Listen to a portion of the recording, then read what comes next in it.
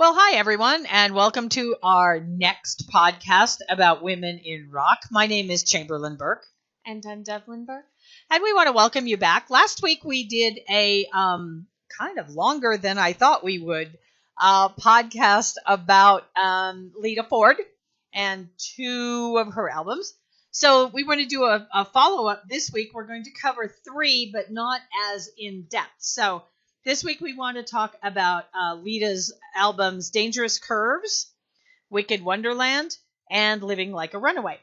So these are three very different albums from each other and very different from the two that we did last week.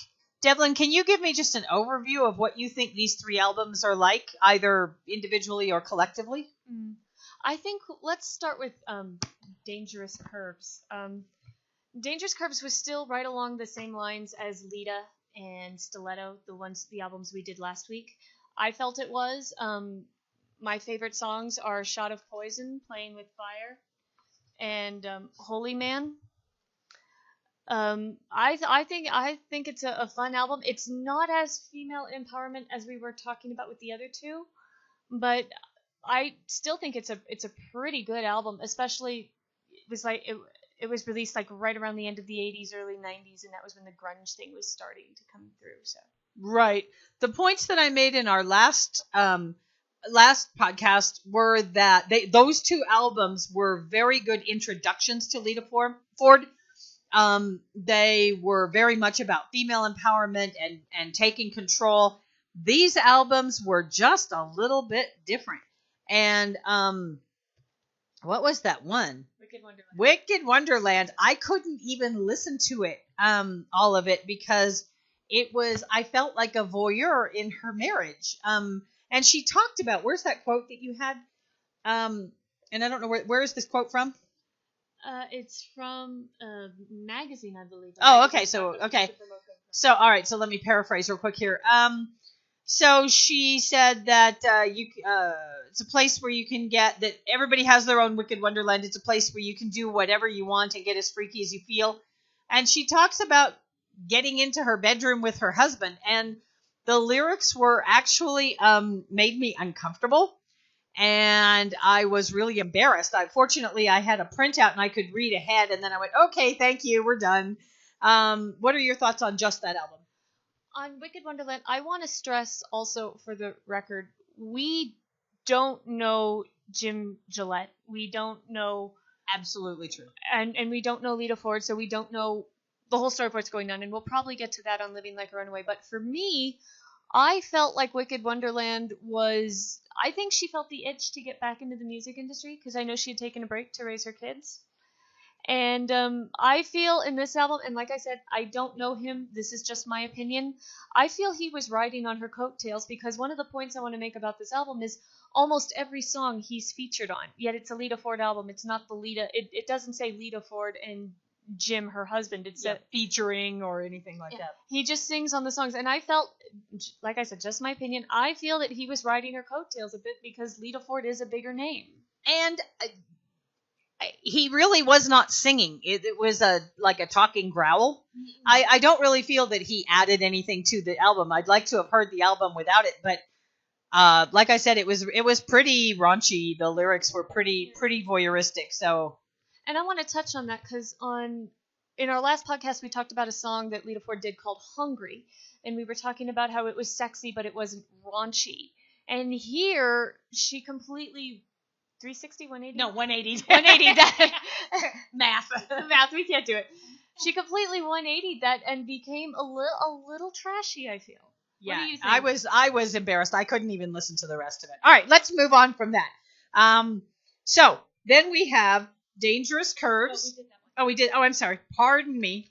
Living Like a Runaway. I got my albums mixed up. Okay, which one is it? Where's the thing for that? Okay, so this one is very much more like her first album, right? Like Lita. I would say so. Yeah, it's much more rock. Eddie Trunk in his book that we quoted last week, he talked about it being polished. This, I don't feel, Living Like a Runaway, I don't feel there's any polish on that. No, me neither. It was much more rock. Yeah. There was a lot more metal to it, Yeah. heavy or not. There was a lot more metal to it. Yeah. It had some interesting songs to it. But I liked the music, and I liked that she sang. The other albums, she didn't really seem to sing so much, as it was like growling and. But I really, really liked this album. Yeah. My favorite songs on this album are,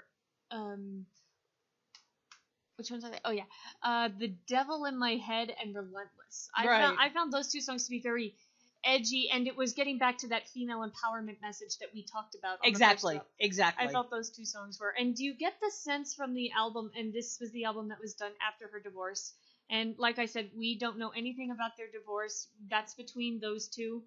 But I felt that we got to see what she had gone through, and I feel like by the end, there's a song called "A Song to Slit Your Wrists By," and when we finished listening to the album, I talked about how when I first heard it before I got you involved, I felt relieved, like she had just purged, like she left everything on the floor of that recording booth. Right. How did you feel? No, I agree, and I can see that from these songs, and just the way she presented herself. She was singing again. Mm-hmm. She wasn't answering to anybody. I liked Living Like a Runaway. She had really good vocals on that.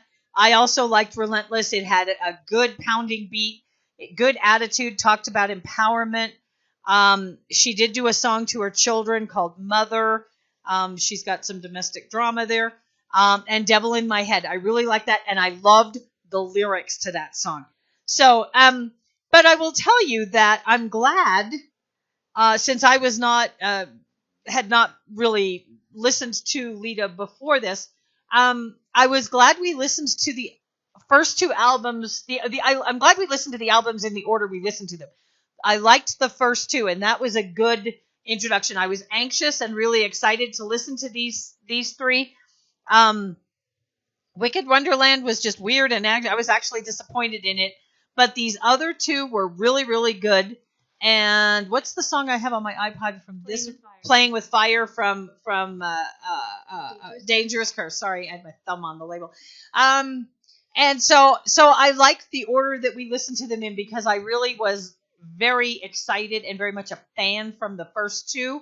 I liked the beat of the first two. I liked the empowerment. I liked the messages.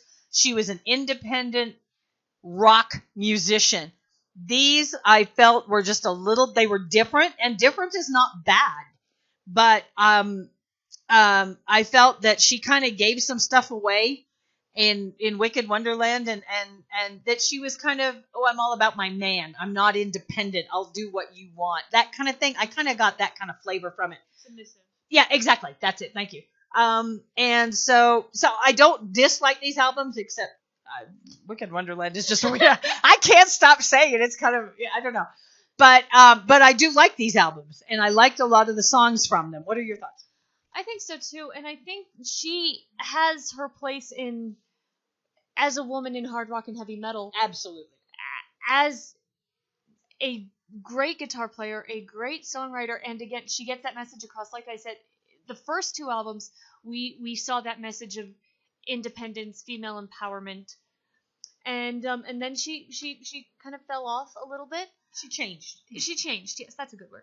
And then she came back with Living Like a Runaway, and I think we need more women in rock, to not only just as players, but as she's just a good role model, because she proves not only through all her work that things happen, but all you got to do is just stand up and get back on your feet and try again. Exactly. Now, I said last week what I liked about her vocals was she sounded like a rock musician. Okay, now, what I want to point out is I am not, and not, if I may speak for you, we are not saying you cannot use your medium as a forum for what you're going through. Your marriage, your breakup, your problems with your children. Absolutely. And that's exactly what she did. Okay. I fully support her ability to use that and do that. I don't particularly like the music. I don't feel that it's rock music. I feel she was going through some stuff, and so maybe this was therapeutic and cathartic for her. She has every right to do that, and I am not dissing her for that. We are saying that these albums are just a little bit different from being a rock singer who plays a guitar and writes songs. So there's being a rock musician and being a human being. And there's nothing wrong with that. So anybody can use their talent to go through what they're going through.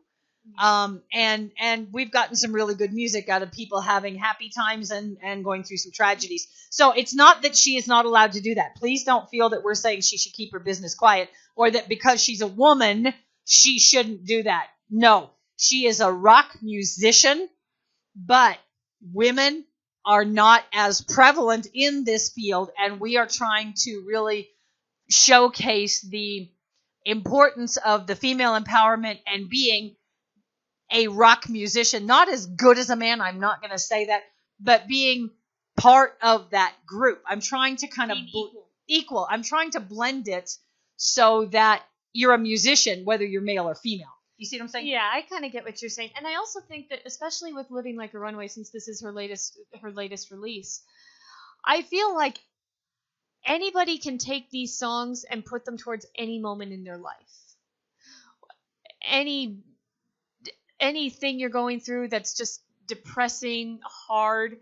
And I think that's what she was trying to do here, was saying, this is what I'm going through, and if any of you are going through this, here's what you can hear. You're not alone. I get what you're going through. That is a good point. That is absolutely. If you need this, yes, somebody else has gone through it and is willing to share their feelings and their emotions and put it in a song. Yeah. There is absolutely nothing wrong with that. Nothing whatsoever. So I appreciate her doing that. And it's always sad when people have to go through tragedy and heartache.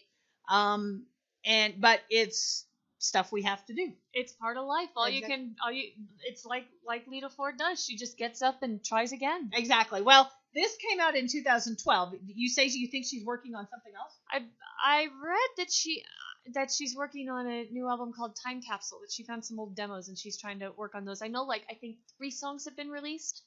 Okay. So I'll keep checking on that. Okay, well, let's keep an eye out for that. Let's look for that. And I'm looking forward to more things from Lita Ford. I like what I've heard, and I like who she is, and I like what she stands for. So I'm looking forward to more stuff from her and see what she brings us in the future. All right. Anything else? I think that's it. Okay, thank you very much for listening. Have a good one, and we'll see you next time. All right, goodbye.